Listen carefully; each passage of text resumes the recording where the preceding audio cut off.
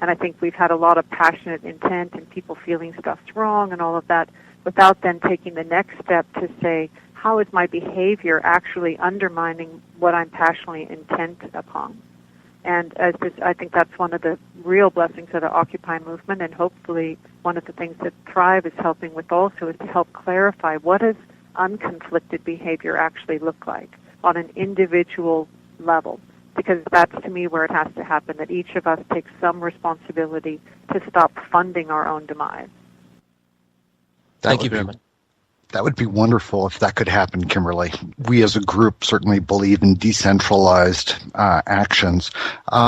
Jules and Uranus, thank you, brought up some wonderful questions. But in terms of solutions, Gemini has another one that she'd like to ask. Thanks, McLaren. This next question is from Green Meadow. While most will agree that the entrenched elite have manipulated our economies, governments, banks, and corporations, the average man has accepted the slow decay of our rights and the value of our dollar. For the most part, this was through ignorance of what was really going on and faith in their governments. But what personal responsibility do people have for the current situation? And is there a need for them to take accountability for this mess to transform as you envision? Well, I get this image of the frog, in the pot of water that's slowly coming to the boil. It's important, I think, for people to realize how clever this scheme has been that has duped us for so long and gotten us to this point, and to acknowledge that this is not incompetence, it's not stupidity. These are actually very shrewd people who have orchestrated virtually our entire reality, kind of the current matrix, to keep us from actually having the information that we need to even be aware of what to take responsibility for. So I think that those walls are coming down, those curtains are being pulled back, and I think it's going to be only through people taking personal responsibility that the transformation occurs. But it's not like people have to. A lot of times, movements are sort of shaped with sentences like, we must this and we have to that. And that's just more coercion. That's telling other people what they have to do. And for us, we are so deeply grounded in and moved by the power and beauty of the human spirit that we're really focused on providing the facts, the tools, and hopefully some persuasive arguments that give people some new ways of looking at things, but not so that people take on our belief system, but so that they do the next level of their own critical thinking. And I think, in my observation, that a vast number of people, I mean most people, even as scared and in debt and dumbed down as so many of us have been by our systems, what I see is the slightest little glimmer of truth and opportunity, and the human spirit just, jumps up and starts dancing, and that's what we're seeing in response to Thrive all over the world. People just saying, I knew it, I knew something was going on, I didn't know what, but now that I feel like I know what's going on, now I'm getting together with my family and my neighbors and in my workplace, and we're already having meetings about what we can do. And for me, it was useful when I read that the American Revolution was enacted only by 5 to 6% of the population. It doesn't take everyone. It's the early adopters, the people who catch on, who are ready to move, who will get the snowball rolling, and the others will join in as they can. And then I think ultimately it will be unstoppable because it's true, but because it aligns with the life force, and we're evolving to the next level. So, yes, I agree that personal responsibility is at the core of it, but it never needs to be coerced. People will wake up as they can. Yeah, and your answer really resonates with me. I'm starting to see that in everyday life, snippets of conversation, and people really waking up and paying attention. So that's a great answer. I think the elite have really underestimated people. Yes. Actually, I don't think they understand that they took it too far. And I see it now, like when we worked on Thrive for 8 years, and when we started, it was, when we were talking about banking to people, they would just glaze over. It was not part of the everyday conversation. And when we were advocating for certain things. It was just so radical. And now, people are absolutely awake to and willing to have that. And certainly it's not it's not like the Democrats are for it and the Republicans aren't or something like that. This is so transpartisan to absolute, knowing that we can't keep doing what we're doing and that something is really, really wrong, and that there are enough people waking up that there's safety now in waking up. So I do see it happening. I have to say I'm hopeful. I'm definitely There's another insight from science which fuels me a lot, particularly during low times when I get discouraged, seeing certain behaviors amongst the populace and so forth. When I stop and remember that each one of us on this call and across the planet started out as a sperm looking for an egg, and each one of us was the winner in a swimming race with roughly 300 to 600 million other swimmers, and we won. Each one of us won that race. So that's the level of intention that is there inside even people who are so discouraged, so resigned and don't see a way out. Given the slightest chance, we use the imagery in the movie of those bamboo plants breaking through the concrete. That's what I see happening now all over the world, and it gives me tremendous confidence, too. Well, that's a great answer. Thanks so much. And thank you, Gemini. We are speaking with Foster and Kimberly Gamble. You can help to support them by watching their movie, Thrive, What on Earth Will It Take? The movie and more information are available at the website thrivemovement.com. The world is waking up. Continuing our discussion on the solutions topic, we'll now turn to Lenny. Lenny? Hi.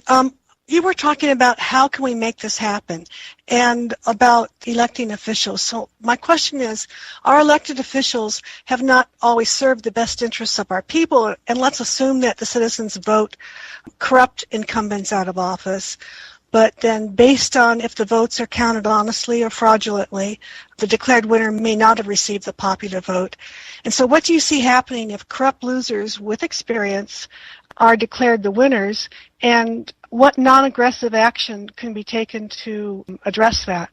And then conversely, what do you see happening if honest, new politicians, inexperienced folk are placed in office? Sure, we both have answers to that. You want to go first, Foster? Go ahead.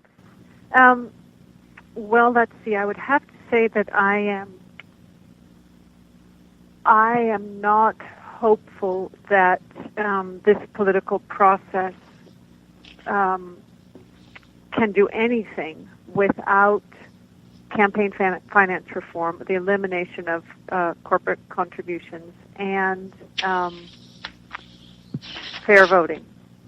So, because I don't think it's even possible to get people who could elect and represent the people. And I think the whole two-party system is a total sham, and don't participate in voting for Democrats and Republicans at that level myself for that reason. However, on a local basis, it seems to me that people who, can make local decisions really have a big impact. And so focusing on that level is where I would personally put my efforts in terms of the political process. It's not where I put my greatest hope. It's just that I think that it's probably going to play a role in this transition. And one of the things that I've had to come to terms with is that I think we each have a calling to participate in different ways. And my support of campaign finance reform and fair voting is because I think that if there is going to be a political process in this transition, those two things are prerequisite. It's not personally where I have my passion or put most of my energy, because I'm much more of a grassroots, self-creating kind of revolutionary, I would say. I'd like to address it at a macro scale for a moment. And that is to say that if we stand back and take a fresh look at government itself,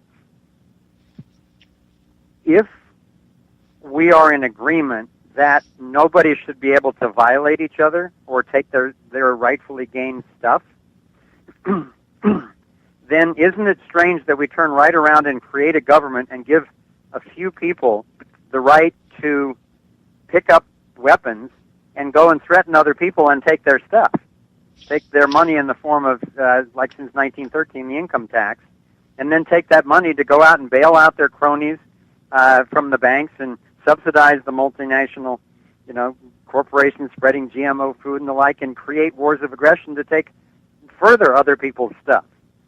So I think it's critical for everyone, sooner or later, to face the notion that even though we've been entirely raised for centuries in the absolute belief of the necessity of the state, to notice at the same time that the most destructive force in the history of our planet is the state, being responsible, as we say in the movie, for over 200 million deaths in the 21st century alone, and the majority of those were within the boundaries of the state. So it may be that the state itself is rotten at the core. And I think that the core is that it's based on the notion that a majority of people, and that's in the best case of a democracy, that if you had legal voting and properly counted votes and all, that still the majority of people can vote what's ethical to do to other people, potentially in violation of their individual rights. So if the majority gets together and says, well, I don't think women should be able to vote, or I think that blacks should have to ride at the back of the bus, or they should be slaves, or something like that, well, that's democracy. So how's that really working for us? I really acknowledge that it's better than particularly in the first blush of its growth, it's better than socialism, communism, fascism, and so forth. But ultimately, for me, the key distinction that we're missing is between collectivism, this notion that there's a thing called the group which is more important than each person's individual rights, versus the perspective of beginning with honoring everybody's individual sovereignty. So I think it's kind of like hiring a warden of a jail who would actually be willing to put himself out of a job when there are no more people who need to be imprisoned. I would want to see politicians during this stage 1 and 2 who actually understood individual rights enough that they would be willing to, rather than make huge amounts of money in a revolving door, they'd be willing to steward the demise of the very institution of government that they work for. And I think that's rare amongst politicians. I think that there are some people that I have observed and some that I've known along the lines of a Ron Paul or a Dennis Kucinich, who just are human beings of very deep integrity, who believe in the political system enough to have participated in it, but they would be happy to see it go out of business if that meant that people would be more prosperous and more secure. So I think that the whole notion of ultimately having the sense of an honest politician in the long run is going to be a contradiction in terms.